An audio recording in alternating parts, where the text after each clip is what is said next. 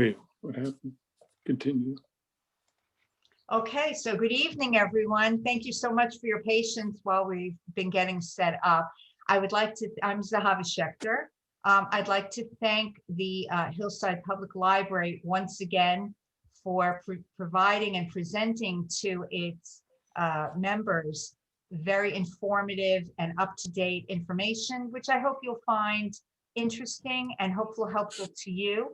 I would just like to say from the beginning, I am not going to be providing legal advice to any specific questions. If you have a specific question, feel free to contact me. Hopefully you see my PowerPoint screen. I'm actually going to start my slideshow now, if I can.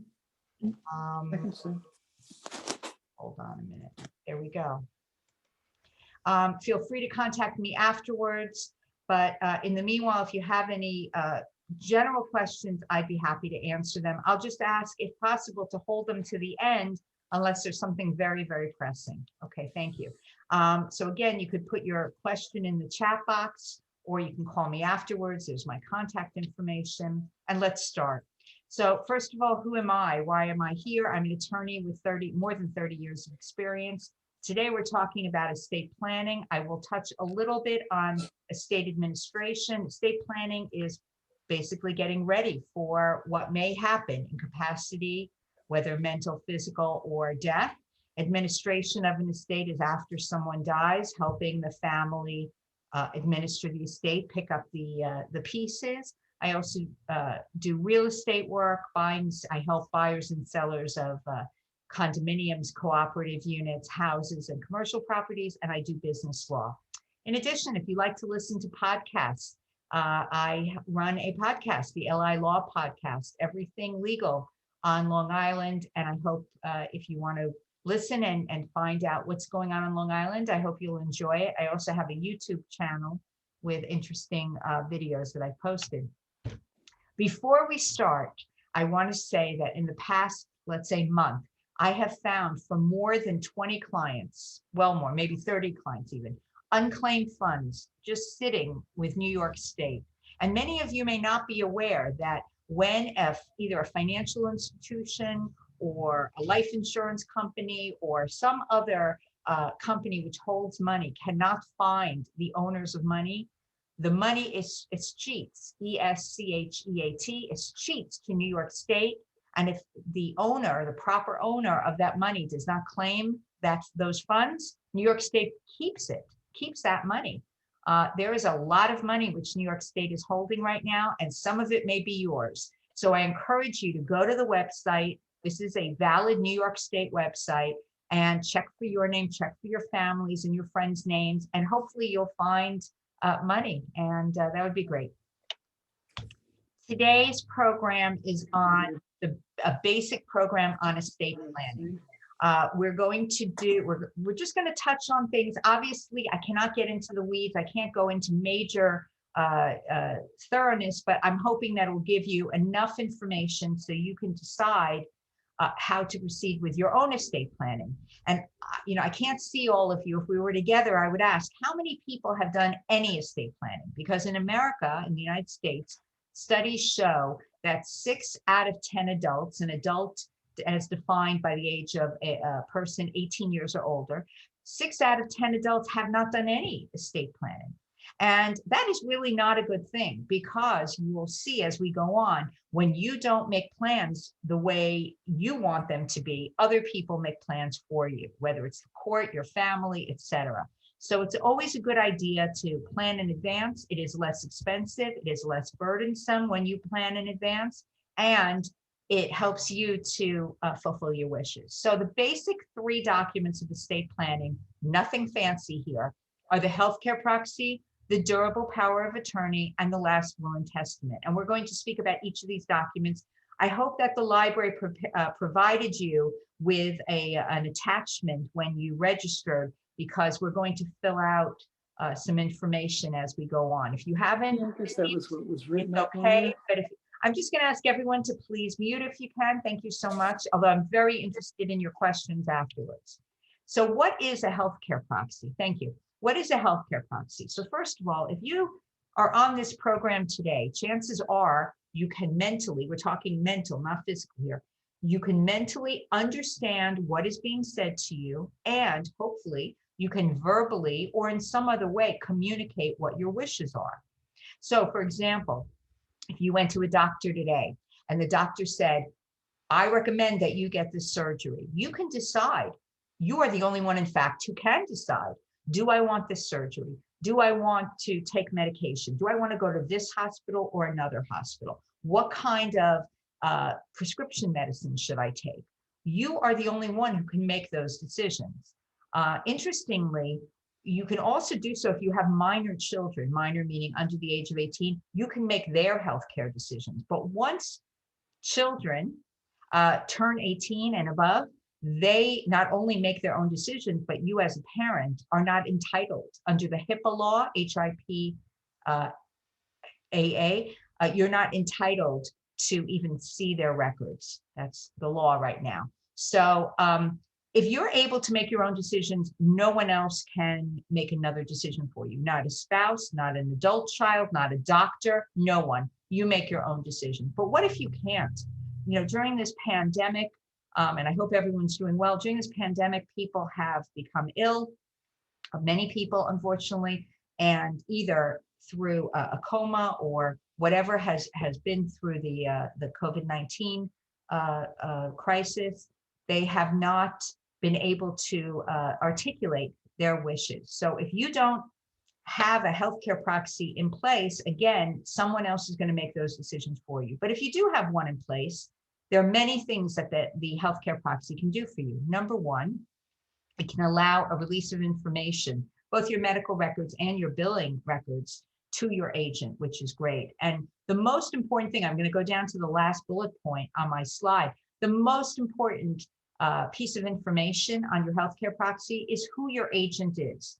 And you should have at least one successor agent, at least one, if the primary agent cannot act on your behalf. So why is that important? Because, excuse me, sorry, your agent is going to be making very difficult decisions, life and death decisions, medical decisions, end of life decisions. And you want to choose someone who respects your wishes and more or less would do what you would do if you could. Meaning, if you are the kind of person who wants to be kept alive at all costs, every intervention should be done for you, and that's perfectly fine. You probably shouldn't pick an agent who would not resuscitate you. So you need to find someone who is mentally able to handle these issues, plus someone who respects your decisions. Again, DNR, do not resuscitate or keep alive. That's a very important issue. Organ donation, burial or cremation instructions. Unfortunately, in this last week on Monday, a client of mine, Pat, died. I did his estate planning work, and in his healthcare proxy, he specifically stated, I want to be cremated, with various details included. As a result, the agent was able, right before he died, to go to the funeral home and get ready for the cremation because everything was in the healthcare proxy. Very important decision and document. So hopefully you have this document in front of you.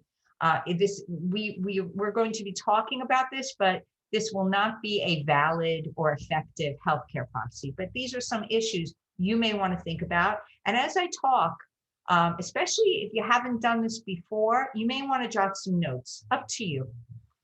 So who would your healthcare proxy be? And by the way, one last thing, before we start, if you're married, husband and wife, or whatever, you're living together with someone, you don't have to agree on the same people. Each of us has a right to choose our own agent and our own healthcare decisions. So whom would you choose? Here are some factors to consider. Proximity. So somebody who lives in New York, preferably on Long Island, is probably better than someone in California. That doesn't mean that someone in California can't act for you, but in general, if someone needs to come to the hospital or needs to talk to doctors and be available, someone who's local is going to have more ability to do so. What is the age and the health of the candidate? Is this person someone who is physically able to handle all that stress? Is someone willing to act as an agent? You may name, let's say you name me as an agent, and I don't want to be your agent, then that is not a good thing to do. You should always talk to the people whom you want to nominate, because if that person is unwilling to do this work, don't name that person, name someone else. And as I said before, similar view of healthcare decisions. Does that person, even if I don't agree with you, do I respect what you want and how you want your end of life wishes to be? That's really important. And finally, ability to handle difficult decisions. So sometimes I talk to people and they say to me, you know, I'd really like my adult child to make these decisions, but I don't think he or she can do it. I think he or she is not mentally stable enough to do it. Then don't pick that person. Right? These are things to think about. Who is a good agent and a good successor agent? Again, at least one successor agent, because life happens and we need backup people. The successor healthcare agent, you're looking for many of the same qualifications and factors that we just discussed. And it's got to be someone who also is willing to do so. All right. Moving on to the next page. So what are your end of life wishes? When I meet with clients, in fact, I met with a client today on estate planning, and she said to me, this is the first time I've even thought about it. So it's kind of hard to think about that, about dying. But the truth is we all die at some point or another. Hopefully it's after a very long and fulfilling life, and hopefully we're well until the end. It doesn't always work that way. So what are your end of life wishes? Remember, when you make these documents, yes, you make them for today and you make them for tomorrow. You also make them for 30, 40, 80 years down the road. And they are valid for that long, unless you revoke, unless you cancel or make new documents. These documents continue to be in effect. So do you want to keep alive at all costs? Do you want to be connected to the respirator? Do you want do not resuscitate? What would something in the middle look like? That's for you to decide. How do you feel about organ donation? So sometimes people say to me, oh, I have that on my driver's license. And that's a great thing to have through the DMV. And yet you also need it in your healthcare proxy, because the hospital needs to know, are you an organ donor? You know, many of these organs, if you are willing to be an organ donor, if you're interested in that, many of these organs don't last that long after someone is proclaimed deceased. So as a result, the harvesting and the implanting has to be very quick. So that's something very important if you're interested in it, to put in a healthcare proxy. Do you have a cemetery plot prepaid, or know where you want to be buried? Maybe you want to be buried next to your parents. Maybe you want to be buried next to a former spouse, a deceased spouse. I have no idea. But if you have a place like that, that should go into your healthcare proxy. And if not, you may want to think about getting it. It's interesting. During COVID, I have a number of friends in different industries, some of whom are funeral directors. And one of the things that a funeral director I know told me was, if you recall, when the numbers in New York were so great, unfortunately, and it was so hard to find a funeral home to take care of people's remains. I'm sorry, I don't mean to be morbid, but that's reality, right? So the funeral director told me anyone who had prepaid and pre-planned, not even with that funeral home, but with any funeral home, because in New York State, it is run by, this whole plan is run by the New York State department. So anyone who had pre-planned and prepaid went to the head of the list and didn't have to wait and wasn't in the refrigerated trucks outside. So it's something seriously to consider. Plus, I will tell you on a personal note, my mother died 6 years ago. I did all of her planning. We also did pre-need planning, funeral planning. And as a result, when the time came and my mother died, you know, I was able to grieve and to mourn. I didn't have to think about how much money everything was going to cost and how I wanted it to work. I was able to call the funeral home, one call. They took care of the rest because everything was pre-planned. I strongly suggest that you consider pre-planning. It is a blessing for those you leave behind. Okay. Do you have specific instructions to provide to your agents? I had a client, I've had many clients, but I had a client once who wanted to be cremated and have his ashes dispersed in a certain location, in a certain way, with music behind, behind them. I mean, it's very specific. This is a place for you to say what you want and how you want things to be. If you recall, when John McCain, the senator from Arizona, died, he had a very respectful funeral, and his whole the whole procedure was very organized. Why? Because he planned everything in advance. So when you plan, we're going to learn later about Benjamin Franklin, what he said, when you plan, everything can come to fruition the way you want it. Okay, so that is the end of that form, which hopefully you received, and I hope it gave you some food for thought. We're going to move on now to the durable power of attorney. So if the healthcare proxy is about healthcare decisions, and if it only comes into effect if and when you cannot make decisions for yourself, we're now shifting gears to the power of attorney, which has nothing to do with healthcare decisions. It's all cold, clean facts: money, bank accounts, real property, homes you have or co-ops, Social Security, Medicare, life insurance, everything else other than healthcare. It's also durable. If you develop dementia or go into a coma or are unable mentally, every time I say unable or incompetent, I'm talking a mental incompetence, it's still good. And that's the beauty of the durable power of attorney. This document is also only valid while you're alive. When you die, it is no longer valid. So it applies, as I said, to financial matters. Again, you must choose your agent and successor agent wisely. So do you remember I said with the healthcare proxy, you want to pick someone who is stable emotionally, who can handle the healthcare decisions? Sometimes people choose nurses they know or family members in the medical field.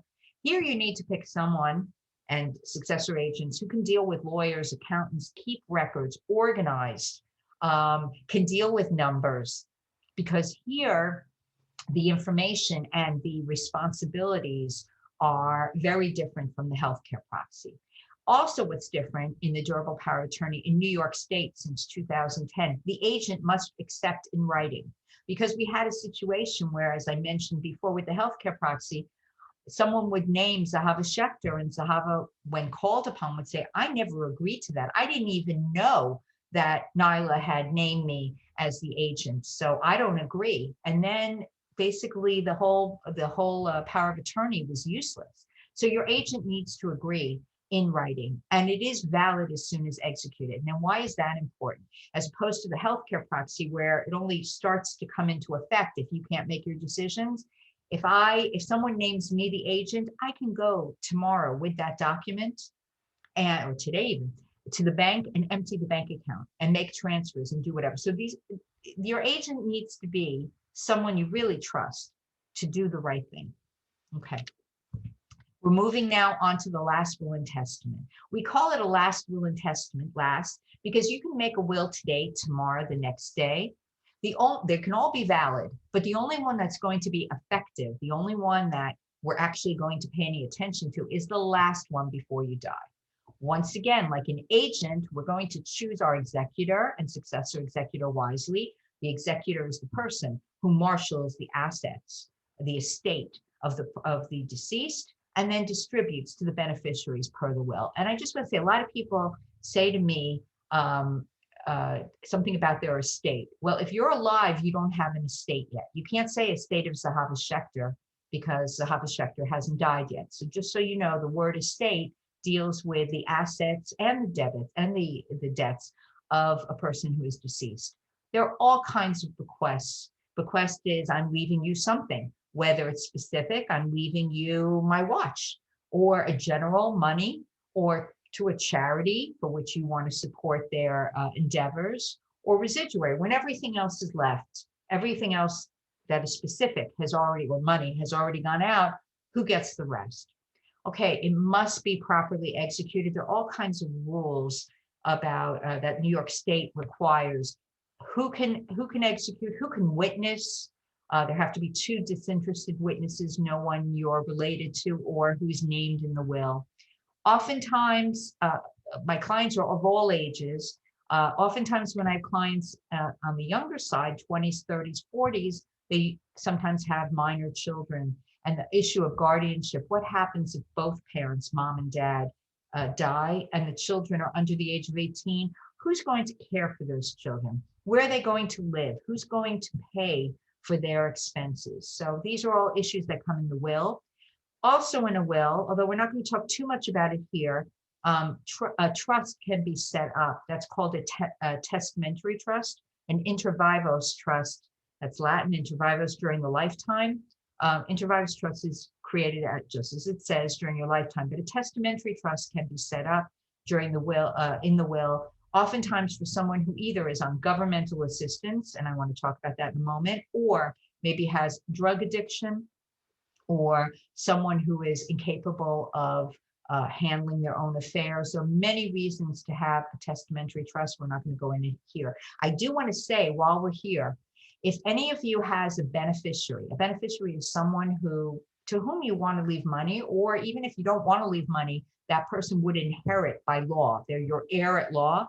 And if any of those people currently are on Medicaid, SSI, any other governmental assistance, if they receive money outright, meaning they're going to receive it with no conditions, no terms, it's going to throw them off their governmental assistance. That's something really, I see it happen a lot. It's not a good thing. And so I suggest to you, if you have, especially if it's a child and you're concerned, an adult child, and you're concerned what's going to happen to you, what's going to happen to that adult child after you're no longer here, you need to plan ahead. There's something called a supplemental needs trust or a special needs trust to consider, but that's beyond the scope of this discussion. Okay, miscellaneous matters. I tell everyone this. Do you have a bank safe deposit box? If you do, you should close it. It is much better to have a fire safe box in your home. Why? Because if you have a safe deposit box, even if you own it jointly with someone else, whether a spouse or someone else, if you die, the bank will not allow your spouse or the other joint owner to go into the safe deposit box, will not allow without a court order. I've seen it over and over again. So if you're keeping your will or other documents in your safe, bad decision. If you would like a link to Walmart or Amazon for a fire safe that they actually deliver to your house, it's about $40. You can email me. I'm happy to send you the link. It's definitely a good idea to have the fire safe box in your house. You keep all your documents and your important issues in this one place, and that way your agents, your executors know where to go. Long-term care insurance. I am a big believer in long-term care insurance. I don't sell it, but I have it for more than 20 years. The younger you are, the less expensive per year it is. Not only that, but the irony, actually it's with all insurance, but in particular with long-term care insurance, is if you wait until you need it, it's too late. If you're not well, you will not qualify for it. I have clients who in their 40s and 50s developed Parkinson's, heart disease, other health problems, could no longer qualify for long-term care insurance. So a lot of people say to me, why do I need that? Medicare will take care of me when I get older. First of all, not everyone needs long-term care insurance only after age 65 at this point. Sometimes people need care before that age. Number two, Medicare does not provide long-term care. It provides in-hospital care. There is a limited amount of care that Medicaid provides in your home or in another facility, a rehab facility, but it's extremely limited. The only way to get long-term care if you don't have a policy is to be poor. If you're poor, meaning you have no money, then you can qualify for Medicaid. And there are facilities, it's not long-term care, but there are facilities where you can be treated, you can be helped and cared for via Medicaid. They're not as nice or as easy to get into as if you have a long-term care policy and you can choose which facility and the kind of care you want, or maybe you want to stay at home and have the home health care aide come into you. So these are all issues to consider. Life insurance. I also believe if you have people who are dependent upon you, if God forbid something happened to you today, how would those people survive? Who would pay the rent or the mortgage? Who would provide them with food and clothing, etc.? If you have people who are dependent upon you, whether children or a spouse or an older parent, whomever it is, term life insurance is the answer. Relatively inexpensive, and it gets the job done. Term life for either 10 or 20 years. Disability insurance, if you have a certain profession and if you can no longer work in that profession, you don't know how you're going to survive, that's also an issue to discuss with your insurance agent. Medicaid planning, I'm not going to talk about too much now. It's interesting in New York State. A lot of people think, oh, it's easy to do Medicaid planning and nothing's really going to change. No, when you plan for Medicaid, meaning you're going to become poor so that New York State pays for your care, whether it's nursing home or assisted living, you have to divest yourself of every asset you own, within a limit, a very low limit. No bank accounts really, except for very small amounts, and any property you own, New York State would take eventually by putting a lien on the property, against the property. And just know that the look back periods, you may have heard about this, the period for which New York State will look back from the time of your application to see, are you purposely transferring your assets to your adult children? So therefore it looks like you're poor, but you're really not. Those periods are quite long and they can change. Right now, the nursing home look back period remains 5 years. I don't know if it will stay that way. And the assisted living look back period is 30 months, 2.5 years. Gifting, you can give anyone or everyone up to $15,000, that's 1.5 right now. Sometimes it changes, but now it's $15,000 a year with no tax consequences, none whatsoever. I just want to tell you, today I was reading the paper and I saw that President Biden, this is not unexpected at all in the trust and estates community, President Biden is proposing to reduce the threshold for the estate tax. Currently, the New York State limit is about 6 million and the federal limit is 11.4 million. New York State is increasing and tracking the federal limit. President Biden is suggesting a $1 million threshold. Well, if you own property and some bank accounts in an IRA or 401k on Long Island, chances are you have assets that exceed $1 million. And when you go over that amount, the tax hit is going to be 40 to 50%. It's going to be very high. So you need to do the planning. The next thing, checking beneficiary designations, that is something only you can do. And if you walk away from this program, other than finding money, hopefully with the New York State unclaimed funds, if you walk away with one message, here it is, besides the fire safe, of course, go and check for every bank account, everything, including checking accounts, bank account, life insurance policy, IRA, 401k, everything, who your beneficiaries are. So let's say someone names me a beneficiary and that person dies. How do I get the money? I bring in that person's death certificate and my ID, and the bank immediately, or the financial institution or the life insurance company immediately gives me, relatively immediately, gives me the money. I don't have to wait for probate, which is offering a will to the surrogates court, which is the only court in New York State which has jurisdiction. I know I'm going a little far afield, but my point is, when you name a beneficiary on an account with a financial institution, that beneficiary can get the money right away. It is the easiest for you and the best way of planning your estate. So please, tomorrow, go and check. Even if you think you know, go and check every beneficiary designation to make sure it's correct. What if you named a prior wife? Let's say you were divorced and you remarried. If you did that, but you didn't, but the prior wife, the first wife, is named as the beneficiary, and then you die, that prior wife, to whom you didn't want to leave any money, she's going to get all the money. So, and not only that, but if you name someone who is deceased, the designation lapses. There are all kinds of problems when you don't check to make sure that the people you named are the correct ones you want right now. So please go out and do that.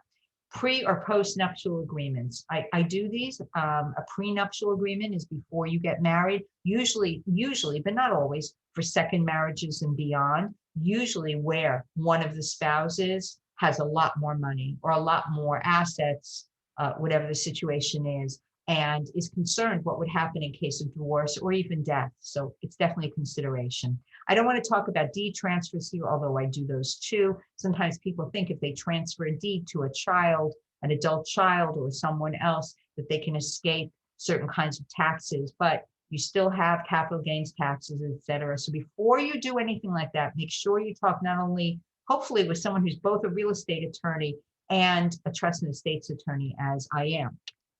Okay.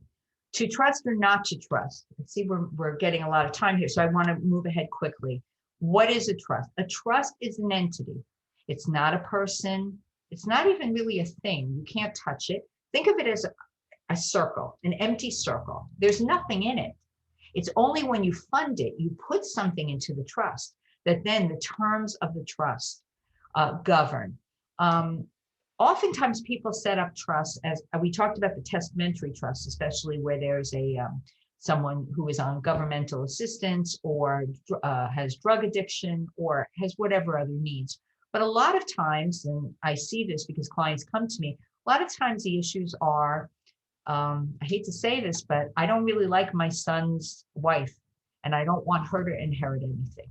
And so I want to make it that in the trust, if my son is still married to her, that there are certain conditions for how he will receive money. So while we can't do anything against public policy, and encouraging divorce is certainly not in public policy, there are things you can do in a trust to make sure that you have control. And that's what it's all about, control. People ask me about different kinds of trusts. There are hundreds of trusts, but I'm going to break it down easily to, we've already talked about the inter vivos during the lifetime, or the testamentary through the will, as well as the revocable, what can be revoked, what really belongs to you still and is in your estate, or the irrevocable. Irrevocable is you're signing away everything and you can't get it back. Okay, so why create a trust? And not everybody needs a trust.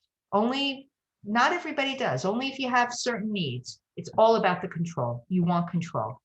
People are beneficiaries or on governmental assistance, Medicaid planning, spendthrift.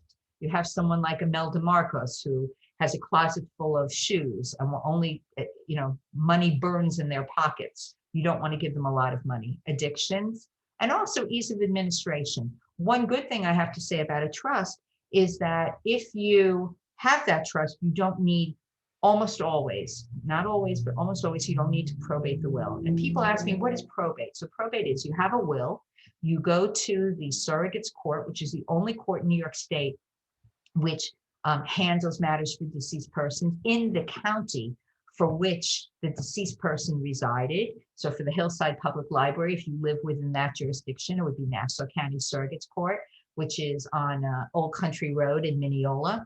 You offer it to the court and say, here, I have a will, please accept it, name me as the executor, like the will says, and I will handle the marshaling of the assets. I'll get all the assets and then distribute them. So when you have a trust and everything is in the trust, you don't need to go through the court. One last thing about a trust, no one has a right to see the trust document. Probate court, in the surrogates court, all probate matters are open record. People can see and do check. But with a trust, it's no one's business. It's a private right. Okay, whom do you name as trustee? Just like we talked about the agent under the healthcare proxy and the power of attorney, as well as the executor under the will, choose your trustee and successor trustee wisely. That person has control of all of the assets which the trust owns. May you be the grantor, the person who sets up the trust, the trustee, the person who administers the trust, and the beneficiary? Yes. However, that is definitely an example of a revocable trust because it belongs to you. You can control it. You can move assets in and out. That doesn't happen with Medicaid planning or with other kinds of planning. We're almost done. Two quotations by Benjamin Franklin. In this world, nothing can be said to be certain except death and taxes. And by failing to prepare, you are preparing to fail. I recently met in my office a couple, husband and wife, and the husband wanted to do the estate planning and the wife really didn't. And the wife just felt that, you know, if I do the estate planning, it's a sign I'm going to either become ill or I'm going to die. And what I tried to explain to her is, at some point, we all die. Hopefully we are well until we die, but you don't know what today brings, what tomorrow brings, or even next year. So if you haven't planned in advance, you're leaving everything up to chance, basically. So if you have a question, please type your question in the chat box, or if you have a question after the program, or if it's more specific, feel free to email me or call me. I hope everyone is well and that you stay well during COVID, stay safe. And thank you so much for your attention. And if there are any questions, I'm happy to answer. So you can unmute yourself. I'm looking here. I just see Bob wrote, will you be forwarding this PowerPoint to class attendees? No, I'm sorry, I won't. However, I don't know if the Hillside Library will be posting it. It will be posted on my YouTube page and my website, but I'm not providing the PowerPoint slides. But if you have questions, I'm certainly happy to answer if anyone does.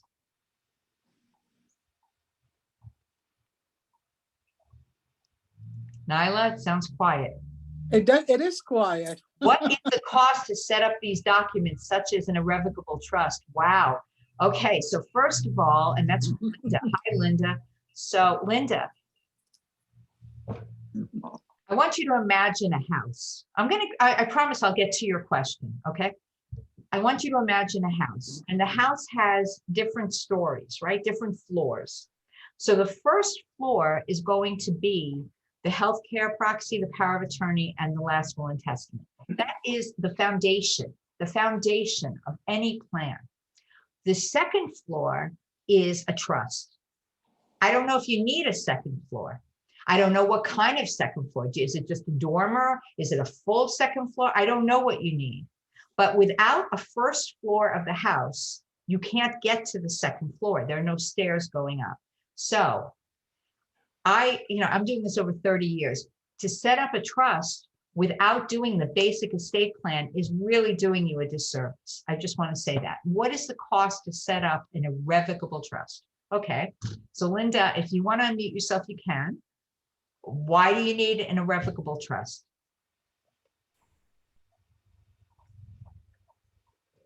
Okay, I'm going to daughter on Medicaid. Okay, so then that's not the reason to do an irrevocable trust. You should do a special needs trust for your daughter. What's the cost of the first? Okay, you should do a special needs trust for your daughter. And also, if your daughter lives with you, there are certain protections which are available to a disabled child who lives with the owner of property. But that goes well beyond this discussion. If you want to call me, you can. But if your daughter's on Medicaid, or anyone, any beneficiary is getting any kind of governmental assistance, and then that person receives money, off the Medicaid roll. So that is really not a good thing. Okay, what does it cost? I don't know. So why is it that everyone asks me what it costs? Because it might be, there are ranges. I don't know what your family needs. So people say to me, oh, you must have a price. Well, there is no cookie cutter estate plan. So what I'm saying to whether it's Linda or anyone else, if you want to meet with me for free, whether virtually or in my office, and I'll find out a little bit about your family, and then there's no obligation. I'll tell you, I think this is the best way to go, or I don't think that's the best way to go. Then I'll tell you what the charge would be. Anyone who says to you, without knowing anything about your family, this is how much something is going to be, I don't know how they can do that without knowing your particular circumstances, your family, and consequences. So I'm not putting you off. I'm just saying to you, I need more information. Does the trust sell the house in the event of a death? Okay, that's a great question from Mike. So Mike, are you a trustee? No, I was just wondering if I put my house in a trust, Who is the trustee? I guess it would be my kids. Okay, well, if the trust you're setting up, Mike, is a revocable trust, meaning you're doing it because you either want to control or you don't want control what happens, how it happens, or you don't want to go through probate, you remain the trustee until you die, at which point then you have a successor trustee. If you do an irrevocable trust, let's say for Medicaid planning, and you hope for 5 years, you will not need Medicaid. And not only that, but you understand that by doing this irrevocable trust and you're the owner of the property, you will no longer be the owner. I want to make sure everyone understands that. If you do an irrevocable trust, if you execute an irrevocable trust, you create it, you're no longer the owner. The owner is the trustee whom you set up. So then the trustee owns, or I wouldn't say owns the house, but controls the house. And yes, the trustee is the one who sells the house. Does that answer your question? Yes, it does. Thank you. Thank you. Let's see if there are any. I have a question. The power of attorney is supposed to be changing. What is new in it? That's right. In 3 months, it was approved by Governor Cuomo 3 months ago. It's going to effect in June. The biggest change in the new power of attorney is that there will no longer be a statutory gifts rider. Now, I have to tell you something. The last big change was 2010. If you have a power of attorney, a document from before 2010, I don't know that it's going to be valid, but I don't know how effective it will be, meaning there are many extra things that went into the 2010 power, which were not there before.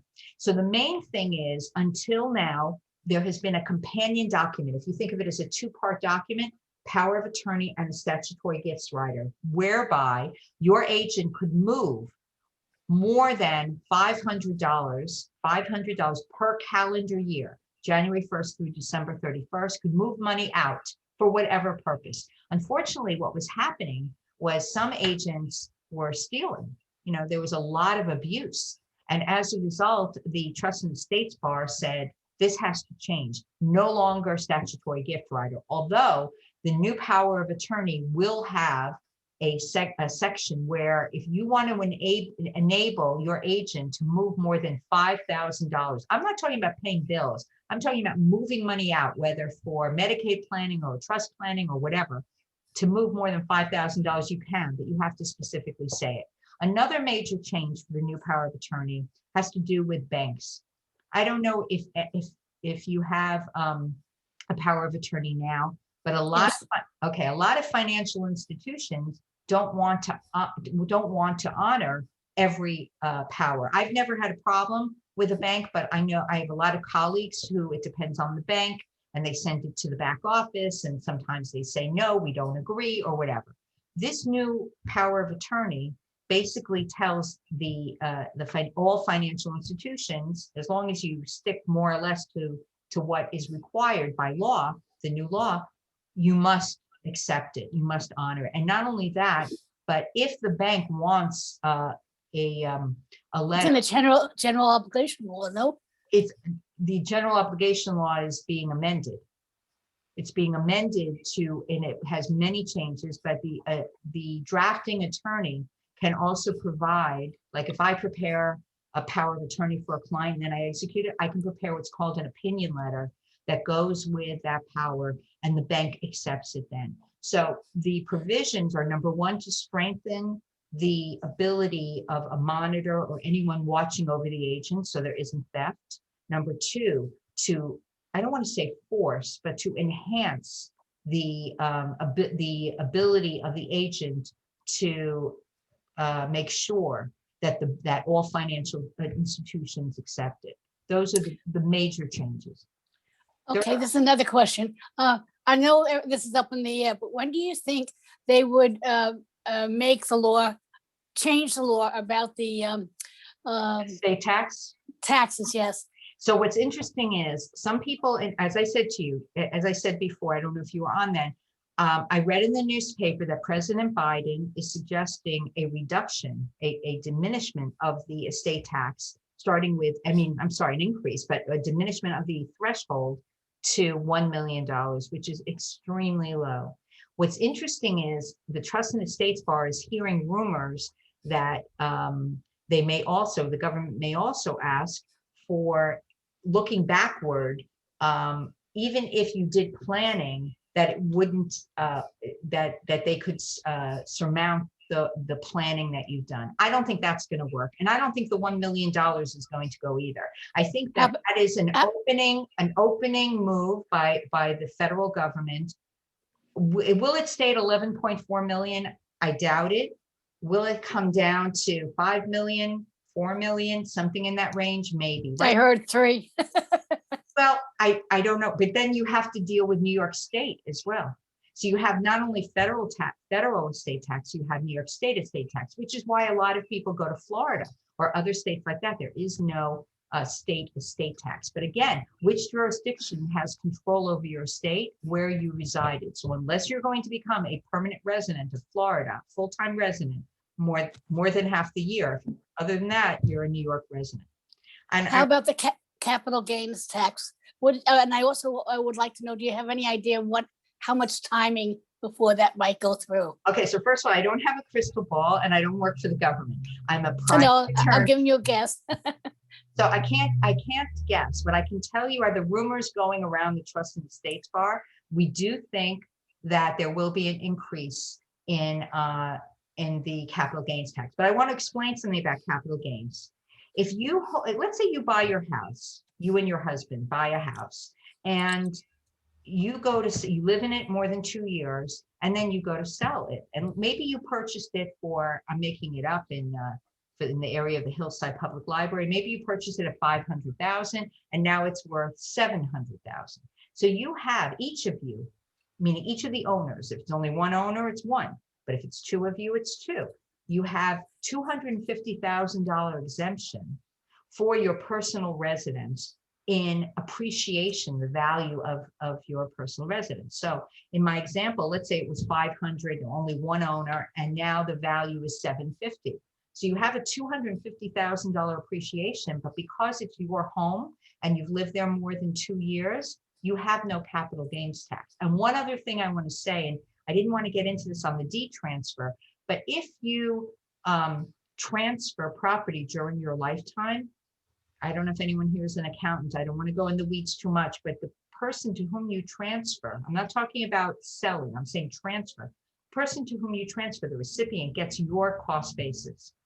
However, the IRS says, if I die, what doesn't matter if I die, it doesn't matter what I paid for the property. My date of death value is, with a step up in basis, with an increased basis, is what the beneficiary receives. So there are reasons to do deed transfers and reasons not to. I hope that is. Last question, stock and the capital gains on the stock. Did you hear anything about that? I think it is going to go up. No,